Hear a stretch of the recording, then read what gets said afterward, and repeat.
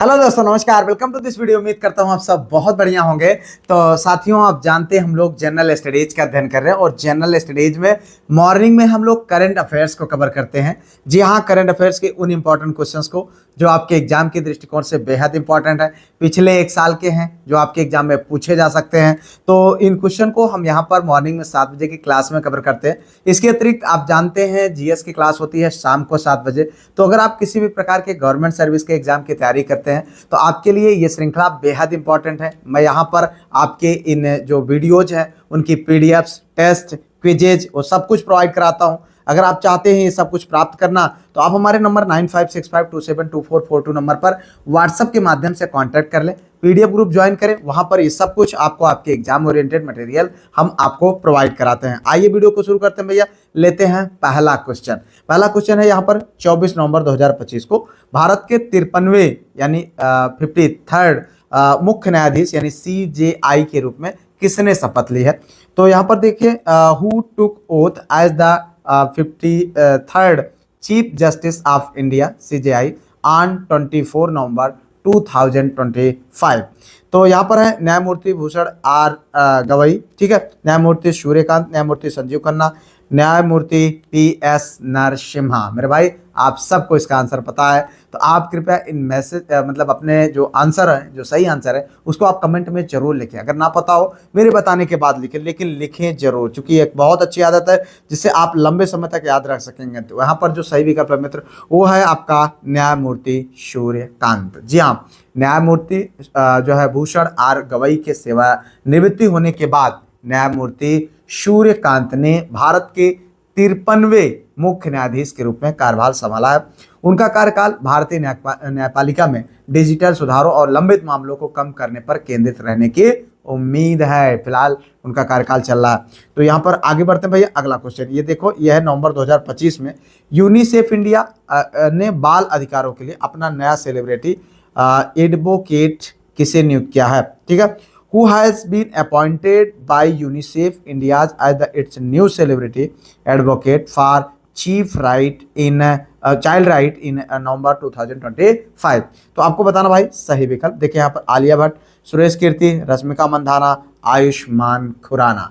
तो बताएं भाई सही विकल्प है कीर्ति सुरेश। जी हाँ, अगर हम बात करें कीर्ति सुरेश जो है दक्षिण भारतीय अभिनेत्री कीर्ति सुरेश को यूनिसेफ इंडिया ने बच्चों के अधिकारों, विशेष रूप से बालिकाओं की शिक्षा और पोषण के प्रति जागरूकता फैलाने के लिए अपना सेलिब्रिटी एडवोकेट नियुक्त किया है। तो ये आपको बहुत इंपॉर्टेंट है, ध्यान रखें मेरे भाई। आप जानते हैं वीडियो को तैयार करने में बहुत मेहनत करनी पड़ती है। कृपया इन वीडियो को लाइक, चैनल को सब्सक्राइब, हाइप, शेयर जरूर करें। देखिए यहाँ पर नवंबर 2025 में आयोजित पहले दृष्टिबाधित महिला T20 विश्व कप का विजेता कौन सा देश बना।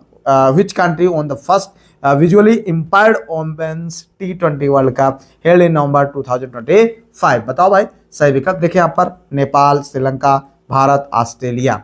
तो सही विकल्प क्या है भाई? सही विकल्प है भारत। जी हाँ, भारत खेल में, क्रिकेट में दुनिया का एकदम बहुत शक्तिशाली देश है, ठीक है।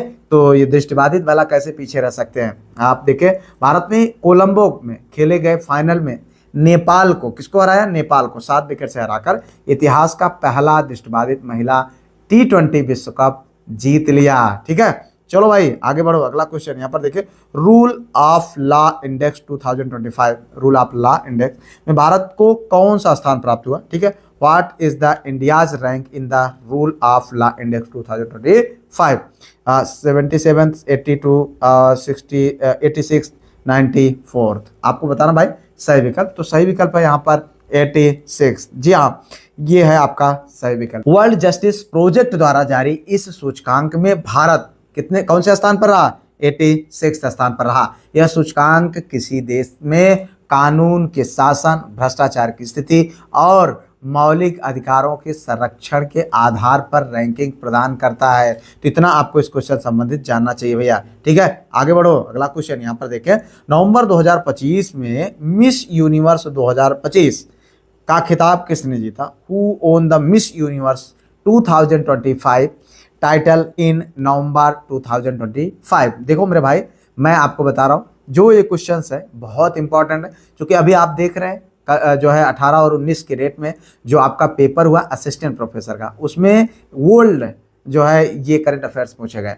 इसीलिए इनको ध्यान में रख करके आपका तैयार कराया जा रहा है। और मैक्सिमम करंट अफेयर्स आपकी जो पढ़ाया जा चुका है या जो संबंधित टॉपिक्स है उनसे ही देखने को मिले। फातिमा बॉस, सिनिस पालासियोस और विक्टोरिया कजेर, मनिका विश्वकर्मा। मेरे भाई आपको बताना सही विकल्प है फातिमा बॉस। जी हाँ, ये आपका सही विकल्प है। मेक्सिको की फातिमा बॉस ने थाईलैंड में आयोजित जो है 74वीं मिस यूनिवर्स प्रतियोगिता का खिताब जीता।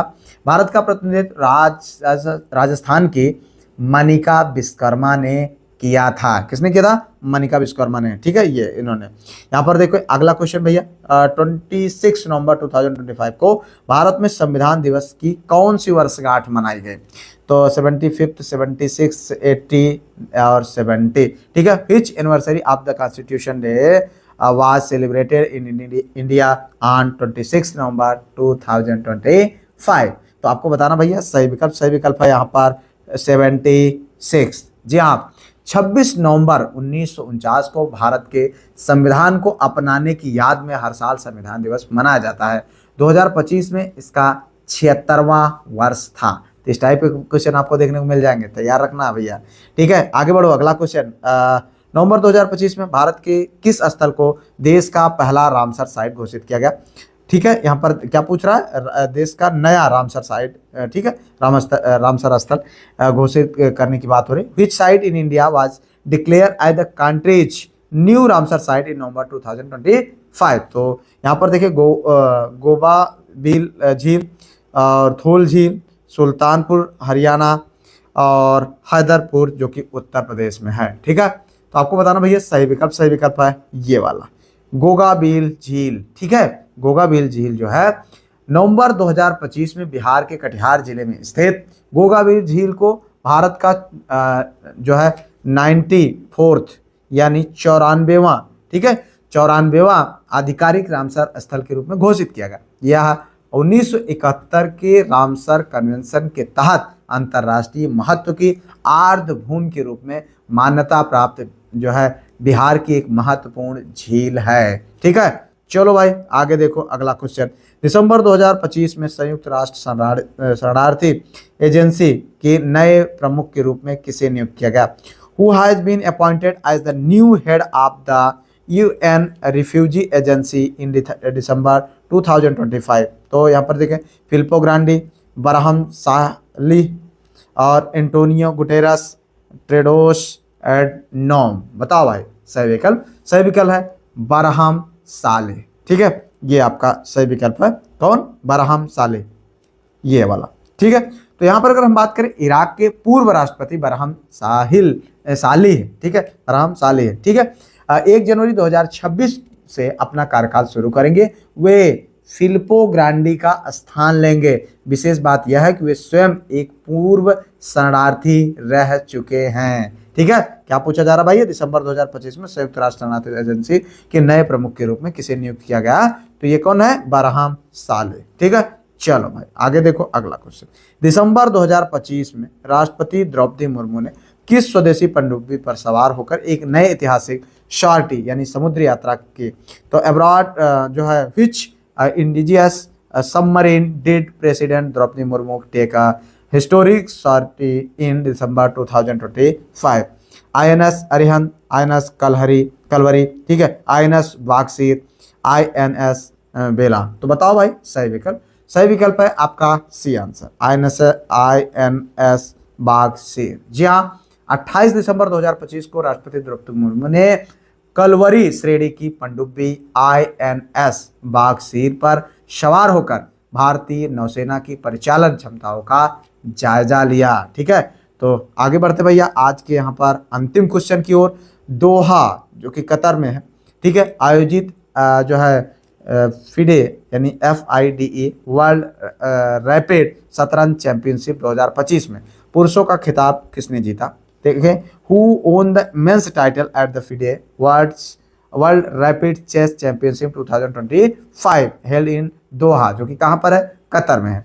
तो Arjun Erigaisi, Magnus Carlsen, Hikaru Nakamura, R Praggnanandhaa. तो बताओ भाई सही विकल्प है मैग्नस कार्लसन। क्या है? Magnus Carlsen.